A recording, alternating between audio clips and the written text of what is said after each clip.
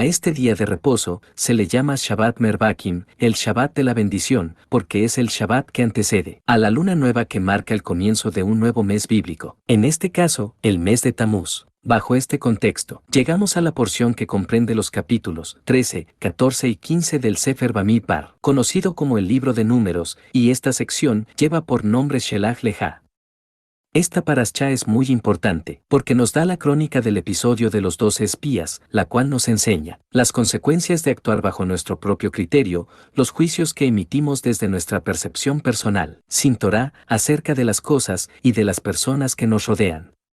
Esta porción nos pone frente al espejo, para ver claramente cuánto ha influido la palabra de Dios en cada uno de nosotros, darnos cuenta qué porcentaje de Torá tiene todo lo que decimos y todo lo que hacemos. El Mesías le dijo a la multitud lo siguiente, Mateo 15, 10, 11, y llamando así a la multitud, les dijo, oíd y entended, no lo que entra en la boca contamina al hombre, mas lo que sale de la boca, esto contamina al hombre.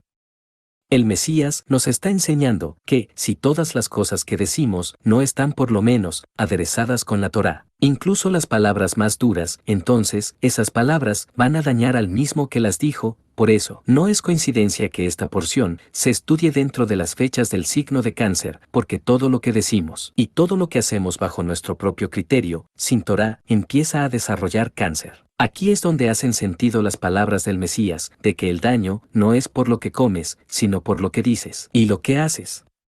Uno de los misterios de Shabbat Shelach Leja es que cada semana, entre Shabbat y Shabbat, trabajamos cada uno en nuestras actividades. Por eso, el mandamiento dice, en 6 días harás toda tu obra, pero en el conjunto de semanas que forman un mes, desarrollamos los Hushim, que son las percepciones, que nos ayudan a recibir la luz de la realidad. Así se va formando nuestro criterio.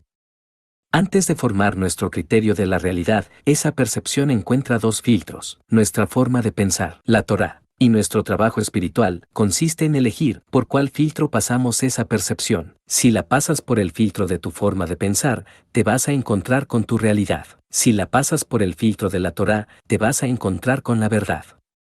Por eso, el Mesías les dice a los que se convierten a él, Juan 8, 31, 32, dijo entonces Jesús a los judíos que habían creído en él, si vosotros permaneciereis en mi palabra, seréis verdaderamente mis discípulos, y conoceréis la verdad, y la verdad os hará libres.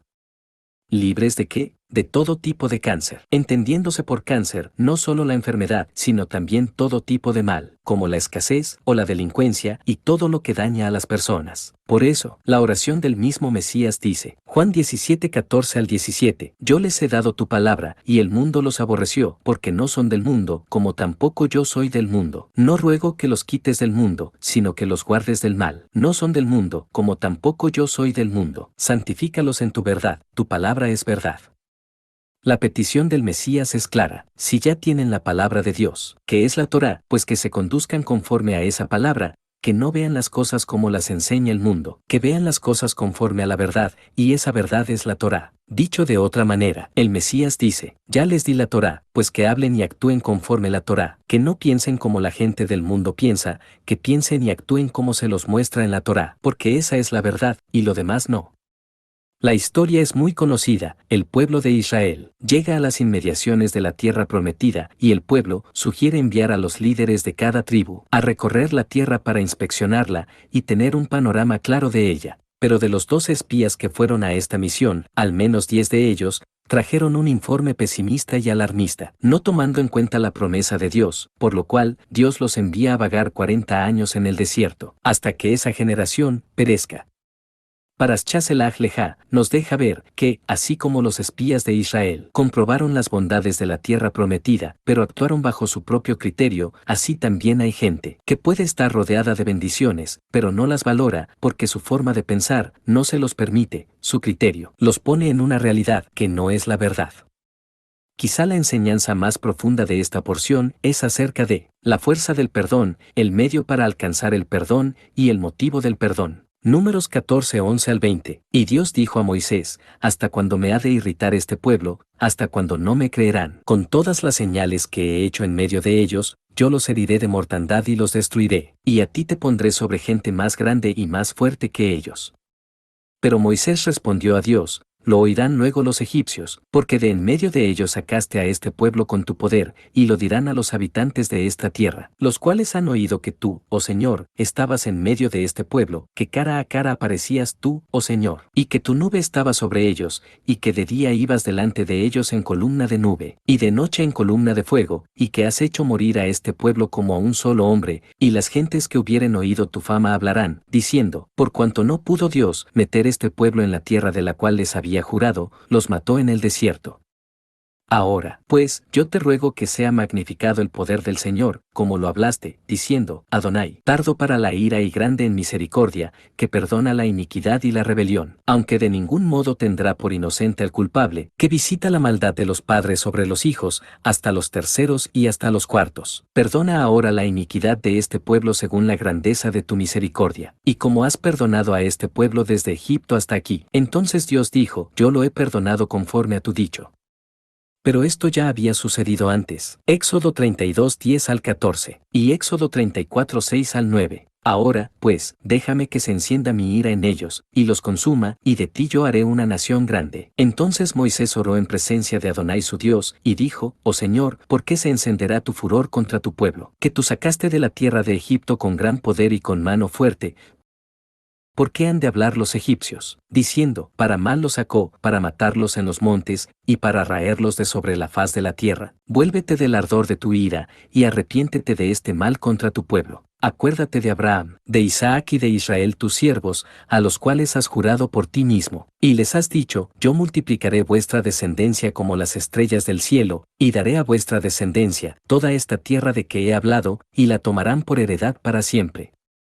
Entonces Dios se arrepintió del mal que dijo que había de hacer a su pueblo, y pasando Dios por delante de él, proclamó, Adonai, Adonai, fuerte, misericordioso y piadoso, tardo para la ira, y grande en misericordia y verdad, que guarda misericordia a millares, que perdona la iniquidad, la rebelión y el pecado, y que de ningún modo tendrá por inocente al malvado, que visita la iniquidad de los padres sobre los hijos y sobre los hijos de los hijos, hasta la tercera y cuarta generación. Entonces Moisés, apresurándose, bajó la cabeza hacia el suelo y adoró, y dijo, si ahora, Señor, he hallado gracia en tus ojos, vaya ahora el Señor en medio de nosotros, porque es un pueblo de dura cerviz, y perdona nuestra iniquidad y nuestro pecado, y tómanos por tu heredad.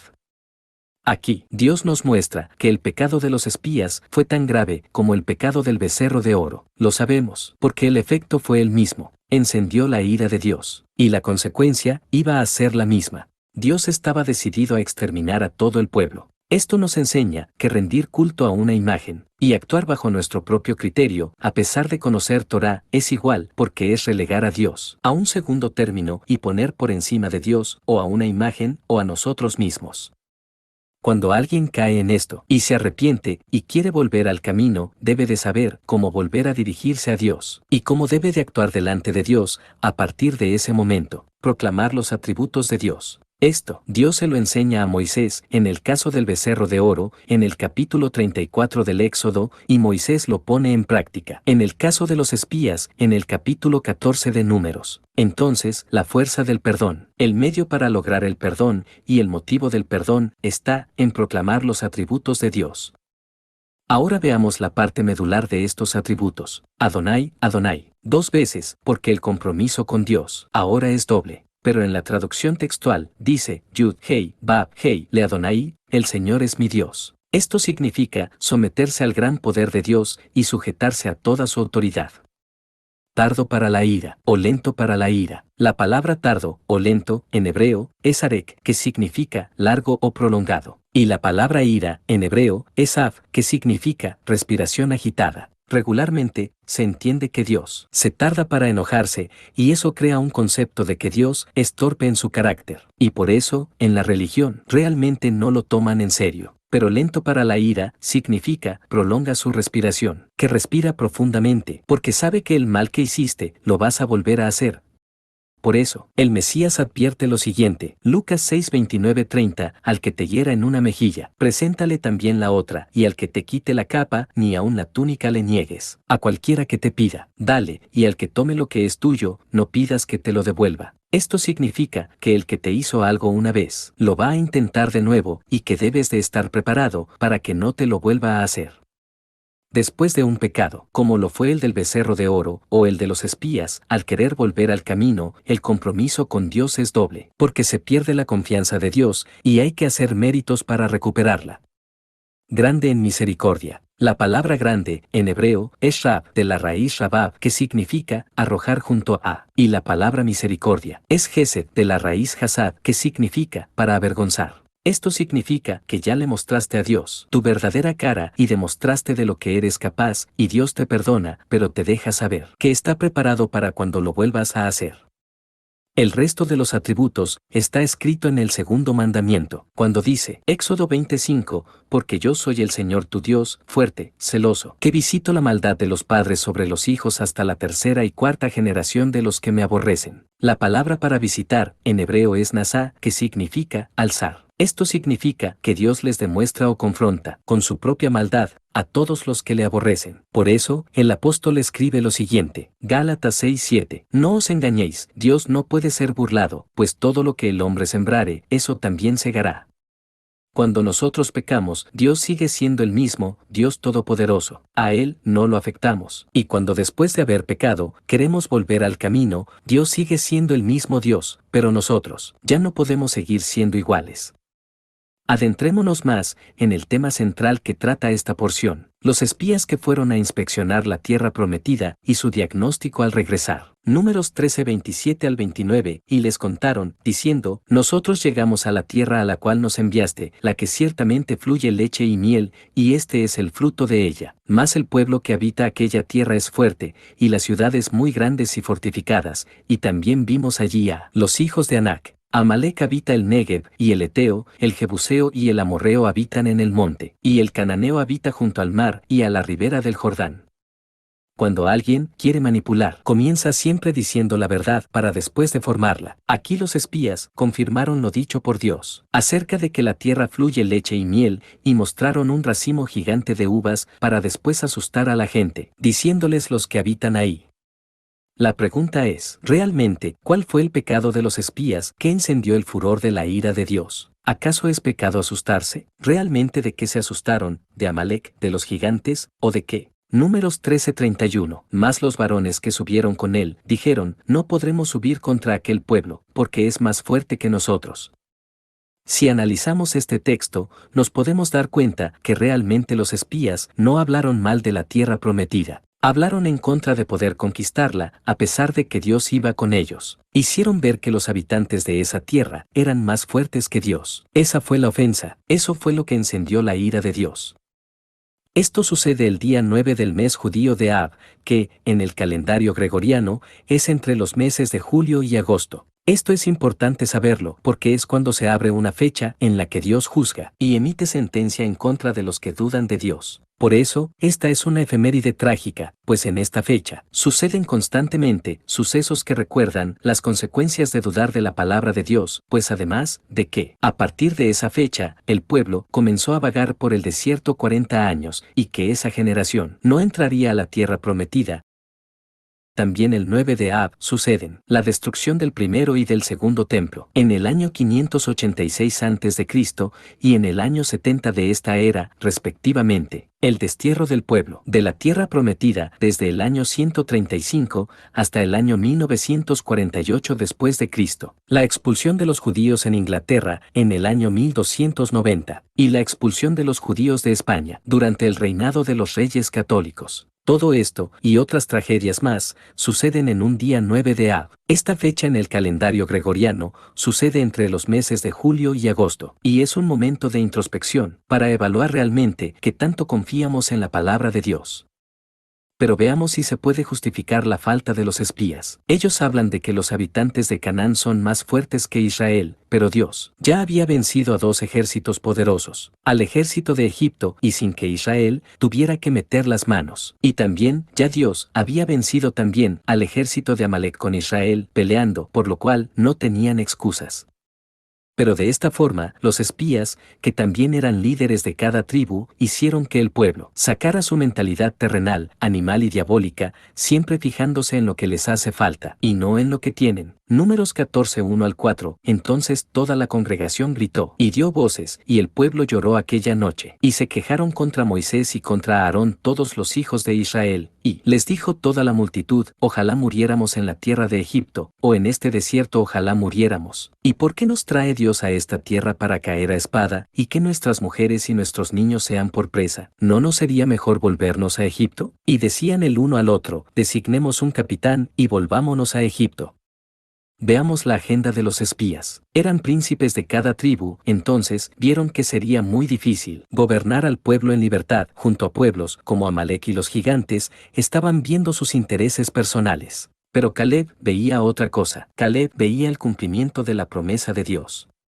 Veamos todo lo que implicó la forma de pensar de los espías. Vieron a los cananeos más fuertes que Dios. El pueblo le creyó más a sus líderes que a Dios. Nunca consideraron la promesa de Dios. Le negaron al pueblo tener una tierra propia donde reposar. Desecharon la fe de Abraham, Isaac y Jacob. Quisieron matar a Moisés, a Aarón, Caleb y Josué. Desvirtuaron la verdad. Le robaron al pueblo su heredad. Levantaron falso testimonio. Codiciaron el liderazgo. Evocaron su vida en Egipto. Con esto, los espías le quitaron la luz a la fe del pueblo, que tenían la esperanza de recibir una tierra para vivir.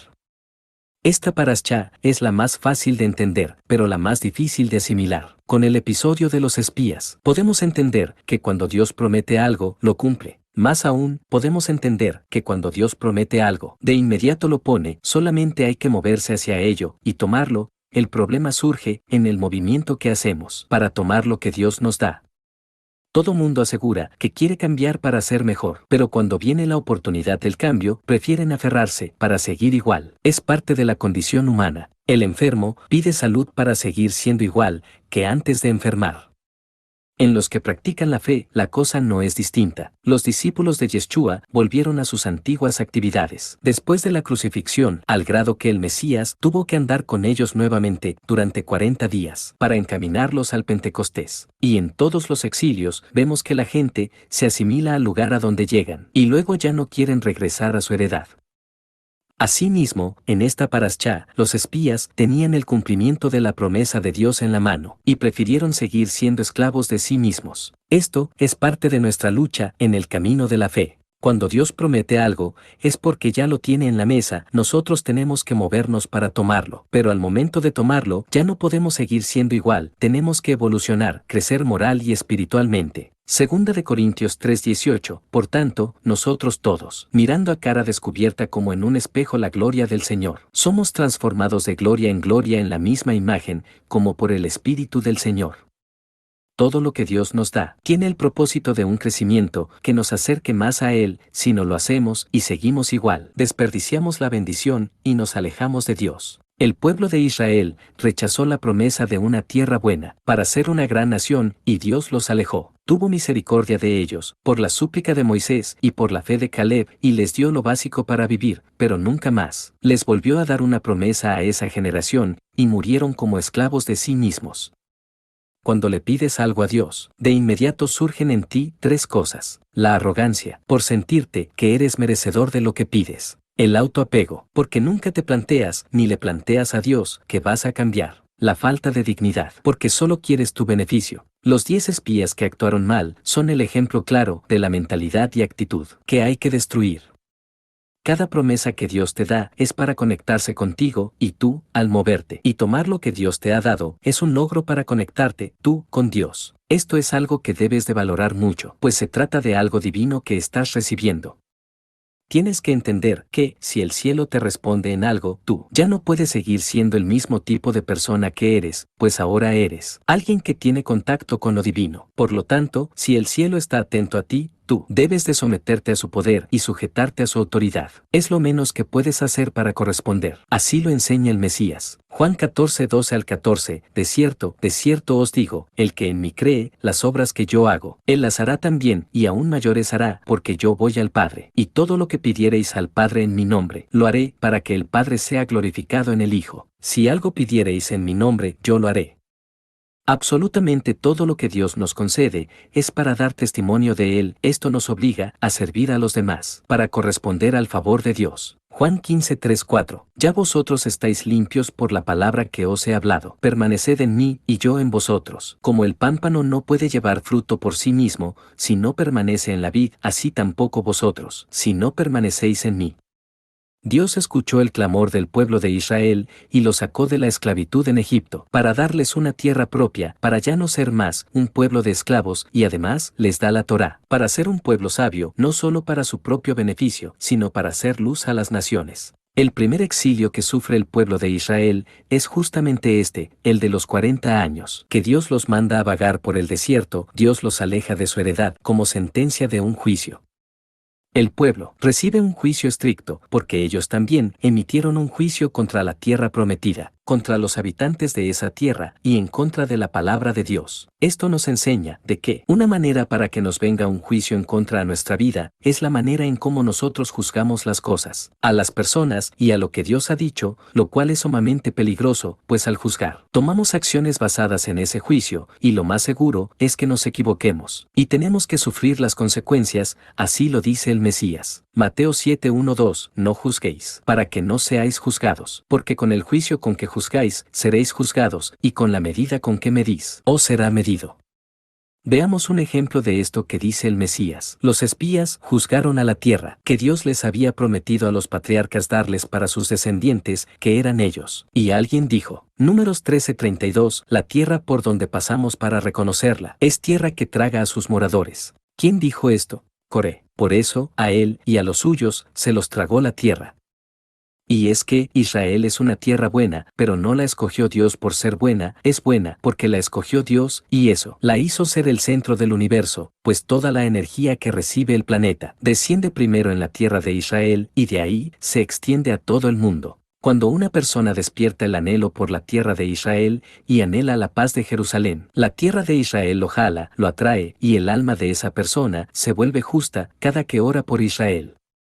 Si esa persona anhelante de Israel llega a viajar a Tierra Santa, especialmente a Jerusalén, entra en ella. Un alma nueva, llamada Nefesh Yetzirah, es el alma regresando a su estado original, como cuando a una computadora la ponen en modo fábrica. Y si eso le sucede al alma, el espíritu de la persona también reacciona, se inquieta y se alborota, y la persona sufre algunos trastornos. Un fenómeno que la ciencia ha estudiado y a lo que se le llama el síndrome de Jerusalén, del que hemos hablado en videos anteriores. Pero anhelar la tierra de Israel y la paz de Jerusalén hacen nuestra alma justa y recibimos las bendiciones que son dedicadas para los justos.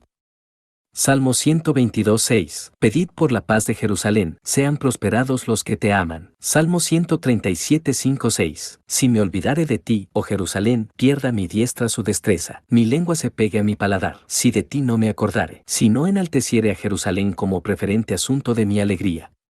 Por juzgar mal lo prometido por Dios, el pueblo fue enviado a enfrentar las adversidades del desierto. Hoy nosotros también estamos alejados de la tierra prometida y enfrentamos las adversidades del mundo. ¿Cómo podemos salir adelante de estas adversidades?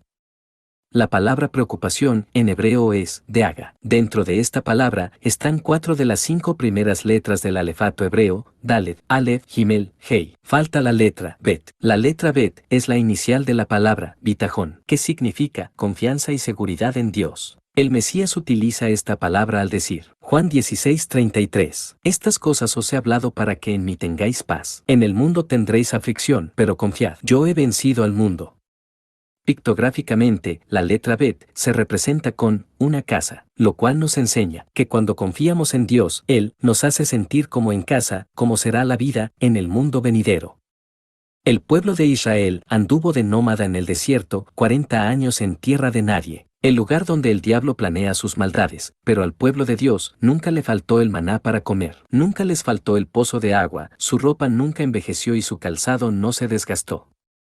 ¿Cómo fue que sucede este fenómeno de conservación, provisión y sustento? Lo que sucede es que Dios les dio en el desierto el tzitzit, Números 15, 37, 41, y Dios habló a Moisés, diciendo, habla a los hijos de Israel, y diles que se hagan franjas en los bordes de sus vestidos, por sus generaciones, y pongan en cada franja de los bordes un cordón de azul, y os servirá de franja, para que cuando lo veáis os acordéis de todos los mandamientos de Dios, para ponerlos por obra, y no miréis en pos de vuestro corazón y de vuestros ojos, en pos de los cuales os prostituyáis, para que os acordéis y hagáis todos mis mandamientos y seáis santos a vuestro Dios. Espiritualmente, ¿qué es el tzitzit? Se trata de un concentrador de energía para que cada que lo vean, recuerden que hay un camino que los llevará a casa, a vivir en paz. Ese camino son los mandamientos. ¿Cómo sabemos que el tzitzit es un concentrador de poder? El mismo Mesías nos lo deja saber. Lucas 8, 43-46. Pero una mujer que padecía de flujo de sangre desde hacía 12 años, y que había gastado en médicos todo cuanto tenía, y por ninguno había podido ser curada, se le acercó por detrás y tocó el borde de su manto, y al instante se detuvo el flujo de su sangre. Entonces Jesús dijo, ¿quién es el que me ha tocado? Y negando todos, dijo Pedro y los que con él estaban, Maestro, la multitud te aprieta y oprime, y dices, ¿quién es el que me ha tocado? Pero Jesús dijo, alguien me ha tocado, porque yo he conocido que ha salido poder de mí. Cuando dice que la mujer tocó el borde del manto del Mesías, se refiere a que tocó los tzitziot que portaba él en su talid, porque esa mujer sabía el significado del tzitzit.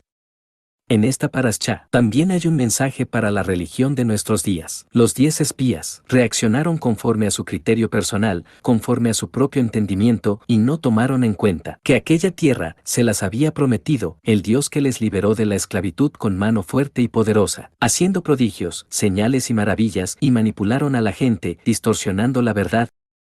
Esto nos muestra que los líderes que enseñan mal la palabra de Dios, así como la gente que lo siguen, pagarán las consecuencias. Porque aquí no cabe la excusa de que me enseñaron mal, porque la relación con Dios es personal.